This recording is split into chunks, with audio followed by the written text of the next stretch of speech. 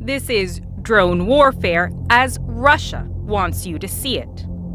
Moscow's troops hunting down Ukrainian defenders in the town of Popozna, backed by surveillance from the skies. 20 years now. Wow. We sat down with a military expert to parse through the 22 minutes of aerial footage released by pro-Kremlin channels.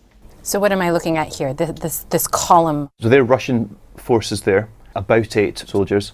The first soldiers moved into the trench to kind of what they call clear that trench. And we see that Ukrainian soldier popping out of that shed over and over again, don't we? There he is, yes. But there's small arms fire taking place now, and he's essentially pinned in that location. Whoever is on the drone will be speaking to those soldiers on the ground. This is close and intense combat with limited visibility. The Russian fighters here depend on the drone operator for a bird's eye view and real-time intelligence. We're about to see him post another grenade. This time he's going to get a little bit closer, and he's done it properly this time. If that grenade did not kill him, I'd be particularly surprised if he survived. Now watch this part carefully. The video cuts. We're still looking at the same location, but now there are at least 6 captured men on the ground, purportedly Ukrainian defenders. Now we can see the Russian soldiers that are marked with the white armbands and the white leg bands. Then we have a series of soldiers who appear to be prisoners that are on the ground.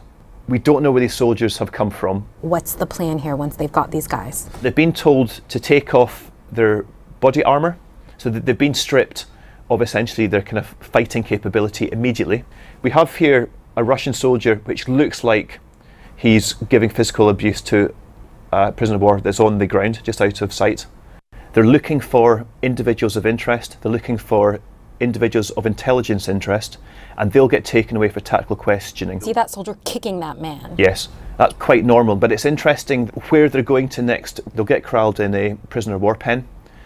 Within that prisoner of war pen, they will then get searched in more detail, they'll get questioned, and then they'll get moved to essentially a centralised prison system.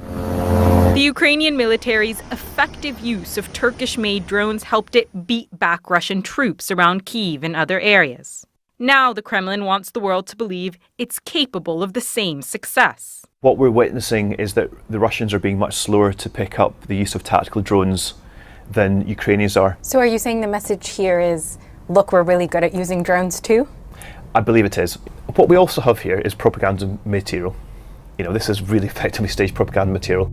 It's unclear when this footage was shot, but Russian troops are now largely in control of what's left of Popozna. And that's the other Kremlin tactic on display here: scorched earth on the eastern flank. Ukrainian troops have largely stood their ground, retreating if possible, surrendering when no options are left. Sam Abdulaziz, CNN, London.